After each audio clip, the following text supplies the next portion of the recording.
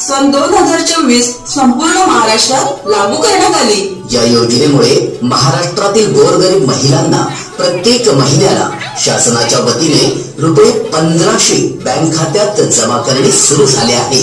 सध्याच्या महाराष्ट्र राज्य शासनाचे प्रयत्नांनी गावागावात, खेडोपाडी, घराघरात आनंदाचे वातावरण निर्माण झाले आहे। आज कित्येक गरीब कुटुंबांचे कल्याण झाले आहे। महिला स्वतःच्या अधिकारात बाजारात जाऊन वस्तूची खरेदी करीत आहेत। या योजनेमुळे मुलांचे शिक्षण, शालेय साहित्य, कपडे, गरजू वस्तू खरेदी करण्यास हातभार लागू लागला आहे। सध्याच्या महाराष्ट्र शासनाने अशा अनेक लोककल्याणकारी योजना सुरू केल्या आहेत। मित्रांनो, रत्नागिरी जिल्ह्याचे पालकमंत्री तथा उद्योग मंत्री माननीय नामदार उदयजी सामंत साहेब यांच्या प्रयत्नाने आपल्या जिल्ह्यात या योजनेचे जवळजवळ